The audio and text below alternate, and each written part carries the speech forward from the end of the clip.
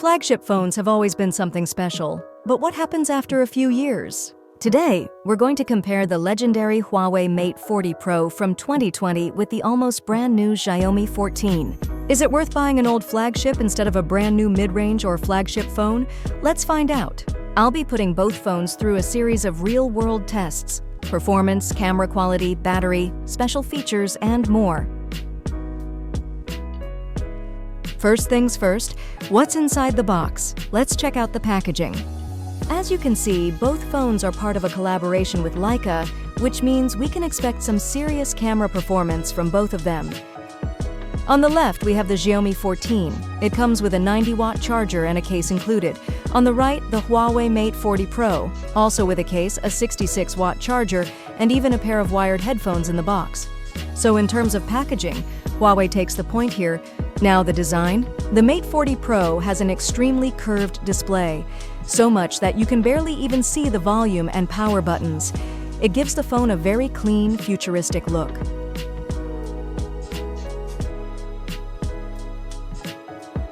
The camera module. It's shaped like a ring and was actually inspired by the concept of a black hole.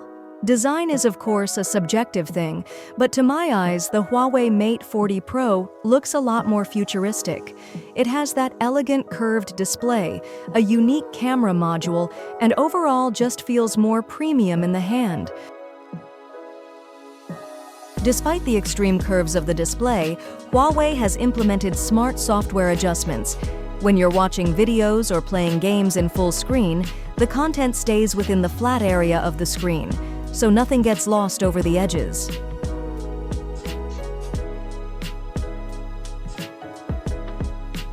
Now let's take a look at the Xiaomi 14.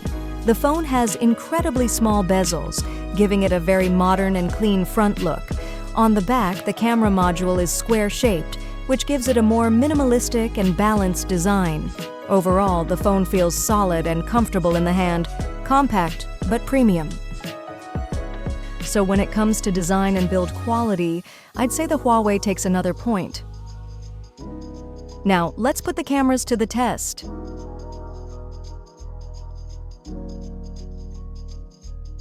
Here are the images captured by both phones. Feel free to pause the video and take a closer look at the details.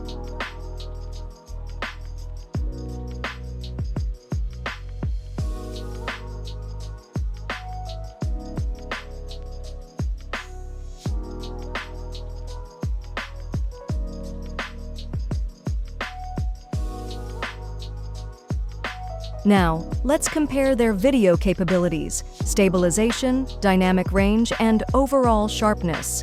I filmed the same scenes on both the Huawei Mate 40 Pro and Xiaomi 14, so you can see the difference for yourself. Watch how each phone handles motion and colors.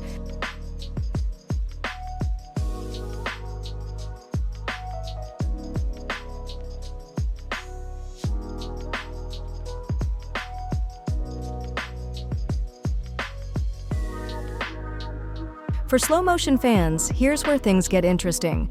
Both phones offer high-speed recording, but there are key differences in quality and flexibility.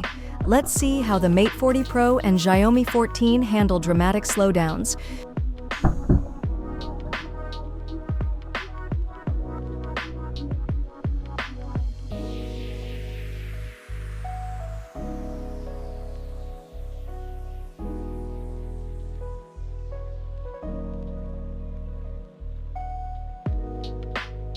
Both phones deliver incredible slow-motion video.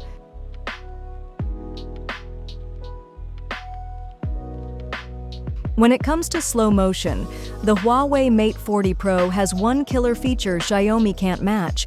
It's automatic motion-triggered recording. Just point your camera, and the phone instantly starts capturing when it detects movement. Perfect for catching unexpected action shots without any lag. The Xiaomi 14 requires manual control, which means you might miss those split-second moments. After testing all camera features, here's my verdict. Huawei Mate 40 Pro earns its point for outstanding photo quality and smart slow-motion controls. That automatic motion detection is a game changer. Xiaomi 14 scores its point for superior video performance, delivering more stable, color-accurate footage in most conditions. Now let's see how fast the phones charge. The Huawei has 66-watt charger and 4,400 mAh battery. The Xiaomi on the other side has 4,610 mAh battery and 90-watt charger. Here's the shocker. Despite having slower 66-watt charging on paper, the Huawei Mate 40 Pro actually finished first at just 58 minutes. The Xiaomi 14 with its 90-watt hypercharge, it trailed behind at 1 hour and 5 minutes. Proof that raw wattage doesn't always tell the full story. Huawei's charging optimization really shines here. Now it's time for the performance test. Let's take a quick look at the specs. The Huawei Mate 40 Pro is powered by the Kirin 9000, a 5nm flagship chip from 2020. Mate comes with 8 GB of RAM and 256 GB of storage. On the other side, we have the Xiaomi 14, equipped with the latest Snapdragon 8 Gen 3, built on a cutting-edge 4nm process. This one packs a serious punch with 12 GB of RAM and a massive 512 GB of storage. 2 generations apart, two performance beasts. But the real question is, how do they compare in real-world use? Unfortunately, the new Antutu graphics test didn't run on the Huawei Mate 40 Pro. Whether it's due to outdated support or software restrictions, the test simply wouldn't launch. However, the light version of the benchmark still works, so we'll use that for now. And don't worry, a full gaming test is coming up later in the video. Here are the results from all 3 benchmarks: Antutu, Geekbench 6, and 3D Mark. But before jumping into the gaming test, I had to quickly show you the throttling and stability results with 3D Mark. Because peak performance is great, but how long can your phone actually hold it? Unexpectedly, the Xiaomi 14 overheated. At just 14 minutes into the 20-minute stress test, the screen went black and a warning popped up.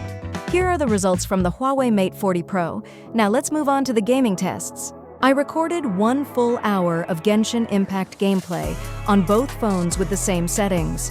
After that, I created detailed performance graphs to analyze how each device handled the pressure over time. The room temperature was kept at a stable 25 degrees Celsius, so the results are fair and consistent. Let's take a closer look at what really happened during this gaming marathon. The average frame rate across the entire session was 44 frames per second. That's actually quite solid for a device released back in 2020. Here's the full 60-minute CPU frequency chart for the Huawei Mate 40 Pro running Genshin Impact at the highest settings. Let's break it down. The Prime core averaged just 2.02 GHz, which is about 65% of its maximum potential. The medium cores ran at 59%, and the little cores hovered around 54%. This means the chip was running at just over half of its true performance capacity. Thermal throttling clearly kicked in hard.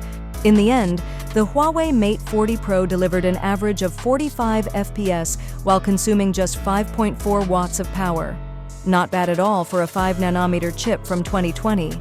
That's actually quite efficient, even by today's standards. It may throttle, it may stutter a little, but it still puts up a respectable fight. Now let's see how the Xiaomi 14 handles the exact same test. New chip, more power. But does it really perform better? Let's find out. The Xiaomi 14 managed an impressive average of 57.2 frames per second during 1 hour of Genshin Impact at the highest preset. At first, it looked perfect. Smooth 60 FPS, barely any frame drops.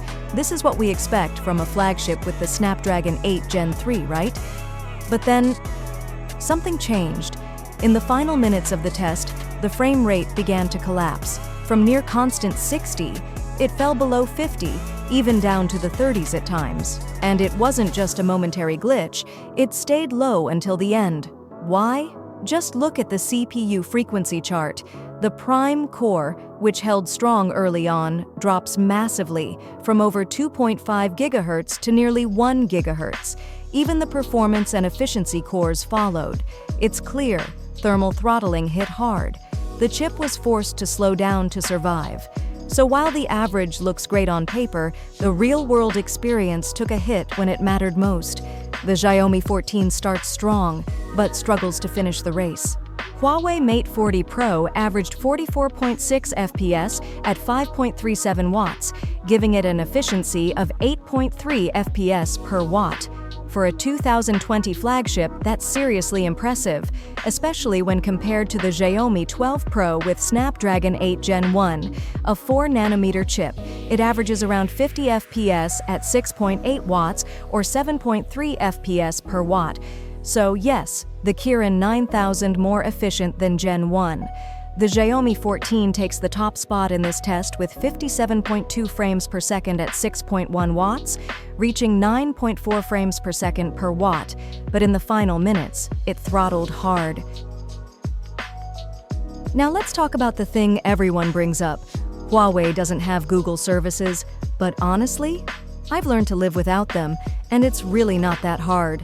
I connected the phone using USB-C to HDMI to record the screen directly.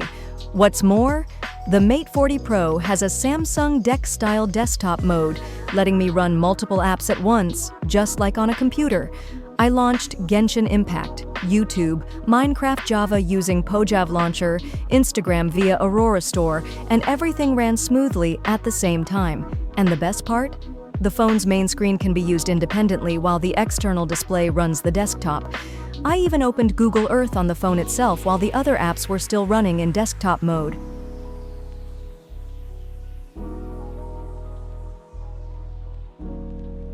For a phone from 2020, the performance is nothing short of phenomenal. It's smooth, stable, and honestly, way better than expected.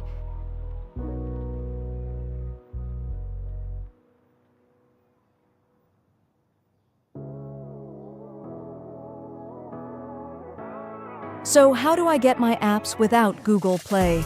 Easy. I use Aurora Store. It connects to the Play Store anonymously and lets me download almost any app directly. No Google account needed.